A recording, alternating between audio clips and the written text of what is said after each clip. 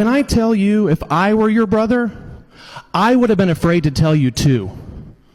Well, I'm sorry. I would have been afraid to tell you too because of stuff like this. Because this is what you're focused on. This is the legislation you want to put forward. This is what consumes your time. I actually think that this clip from Ian Mackey from Missouri, my home state of Missouri actually, is one of the most effective usages of communication that I've seen on any type of congressional floor.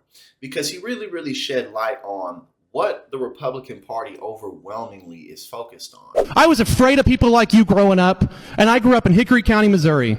I grew up in a school district that would vote tomorrow to put this in place. In a time when we have, very pressing, wage issues, the wealth gap is increasing, people aren't able to find careers that even match their degrees. The Biden administration won't do much about student debt, even though, he kind of ran on that. But that's a whole nother subject. But all these pressing issues that we have, and the Republican Party is focusing on passing anti-trans bills and critical race theory, and they're focused on taking away women's rights to contraception and abortion. And, not only are these things culturally focused, but it's literally robbing people of their ability to exist in society freely at all, which really is the point. And for 18 years, I walked around with nice people like you, who took me to ball games, who told me how smart I was, and who went to the ballot and voted for crap like this. He made a very good point when he pointed out that, growing up, he would be taken out to ball games, supported, and, just have overall surface level good relationships with people.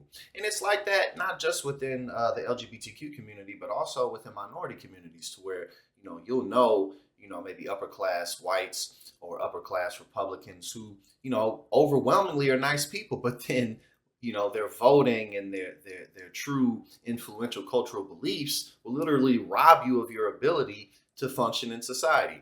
Well, I think abortion's murder. But do you know what it leads to for women to not have access to abortion? Well, I think drugs are bad. Well, do you understand what law enforcement is doing to minority communities? But they glaze over these things. But these are the beliefs that actually transform the nation. And this is why it's so important for us to really outvote Republicans, because if we keep letting them get in office, look what's happening in the states. They're going to keep on taking our rights away. And it's not a joke. And thank God I made it. Thank God I made it out. And I think every day of the kids who are still there, who haven't made it out, who haven't escaped from this kind of bigotry.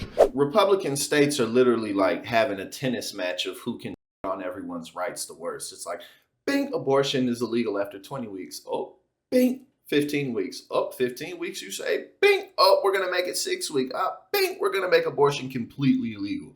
Oh, anti-trans bill, bing. Oh, critical race theory, bing. And it's like, yeah, you can make jokes out of it, but that's literally what they're doing. Meanwhile, we have all these real issues that are impacting everyone, no matter what socioeconomic background they come from, other than the top 0.1%, which is really where all the benefits are going to right now. But, again, they're playing this ping pong match back and forth with each other, but it's not just about the policies that are being passed. They're just animating the base. This is what the base wants to see. And unfortunately, while it's entertainment for many of them, they're getting robbed too. And so we have a Republican Party that's just stampeding its way towards full-blown authoritarianism, and a Democratic Party that's not worth its salt, that's had every opportunity in the world to pass this and pass that, and they just haven't done it because they're weak and they're corrupt and they're paid to do exactly what they're doing. So it's really up to us, the people, to make a difference, because the Democratic Party is not an effective resistance party, and the Republican Party is completely out of its damn